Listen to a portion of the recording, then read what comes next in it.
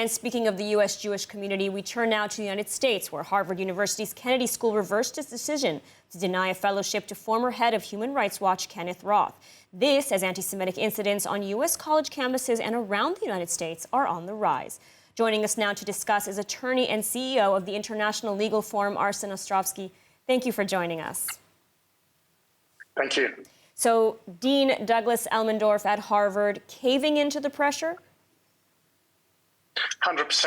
I think Harvard took the initial principal decision at first instance when they denied Ken Roth fellowship. Ken Roth is someone who has, on the back of 3+ decades at Human Rights Watch, made his career out of vilifying Israel and essentially peddling an anti-Semitic tropes against the Jewish community, at one point even accusing Jews of contributing and exacerbating anti-Semitism.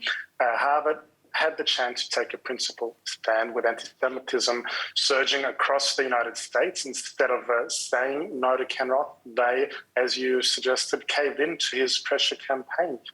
They essentially cowered to his demands, and instead of doing the right thing, they awarded and normalized such anti-Semitism and Jew hatred with a prize of a fellowship in one of the most prestigious schools in the world.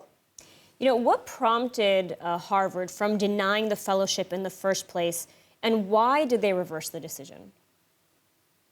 So it's not 100% clear the basis upon which they denied him fellowship in the first instance, notwithstanding Roth claiming without any substantive evidence that it was due to donor pressure.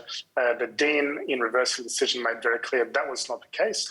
He did say that a number of decisions were made in terms of assessing him and whether his involvement would contribute overall to the school's activities. The initial decision on that basis was no. Subsequently, Roth proceeded upon what can only be described as a Twitter temper tantrum. He tweeted about this something like over 100 times in the space of 2 weeks, proceeded on a massive global campaign in the New York Times, The Guardian, and other publications demanding his reinstatement. For Ken Roth, apparently a fellowship at the most prestigious university is a privilege, not a right. Normally, fellowships are awarded based on things like academic rigor, integrity. Unfortunately, these qualities that Mr. Roth seems to be in quite some deficit of. So Harvard now sending a message that with a little pressure, it will cave into granting anti-Israel activists a prestigious fellowship. This seems to be turning into the norm on U.S. Campuses now, remaining silent, caving to anti-Israel activity. We saw this, for example, protests taking place on University of Michigan and other universities across the United States, calling for a final solution or genocide, if you will, against Jews. So I have to ask, this is clear incitement. Why are the universities remaining silent? Why are these protesters not being held accountable? That's a great question. It's certainly something that we at the International Legal Forum are trying to change. Some of the universities are claiming that this is being done in the name of free speech. In America, you have the First Amendment with exceptionally broad powers, allowing people to use even hate speech and hate symbols like the swastika without any ramifications or repercussions. But certainly we believe that in the case specifically of University of Michigan, where the students were openly chanting for an intifada, for violence, for terror, literal call for incitement to violence at a public university, mind you, as well, not something which should not go unnoticed. So this is something that we believe that ought to be, first of all, condemned universally, irrespective of which side of the political aisle you are. But in addition, something that the authorities, including the FBI, including the police, ought to be investigating as well, and something that we will be pushing for and demanding. Absolutely, because last I checked, incitement is a crime. We're seeing this at the University of Michigan. We saw this in Grand Central Station in New York. Are the authorities finally getting involved? Are they investigating these incidents? At this stage, they're not.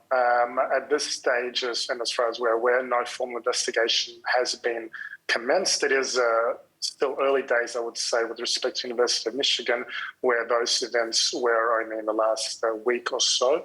But this is not an issue of free speech. This is not an issue of debating Israel's policies. None of that is happening here. University of Michigan, for example, is quite clearly a call for violence and incitement to direct violence.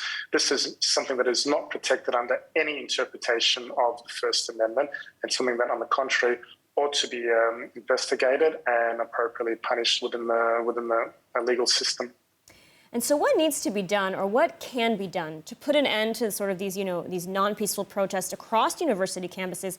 And again, why are the universities remaining silent? That's a great question. In the case of University of California, Berkeley, for example, where you're having widespread and systematic discrimination and antisemitism against Jewish students, in that case in particular, with which we're quite heavily involved in, the university is saying, well, this is in the name of free speech, when they're saying that you can an act like banning Zionists from speaking or participating in events, that's permitted under free speech, never mind the fact that it is an act of discrimination against Jewish students and an act of discrimination at a public institution as well. This is something that, unfortunately, campuses across America have been very slow to react to. We are seeing widespread harassment against Jewish students. We're seeing online harassment. We're seeing academics, lecturers, and professors intimidating students with repercussions and effects on their grades if they speak out for Israel in the context of discussions or debates on the Israeli-Palestinian conflict. So we certainly need a greater emphasis and greater focus with these institutions to really work around defining what is anti-Semitism. And the IRA definition is a fantastic example of that. We need to be working closely with authorities, including police and others, to determine and to investigate acts of violence, harassment, and intimidation and incitement, such as we saw at the University of Michigan only a few days ago. All right, Arsen, thank you so much for taking the time to speak with us today about this very important issue. Thank you.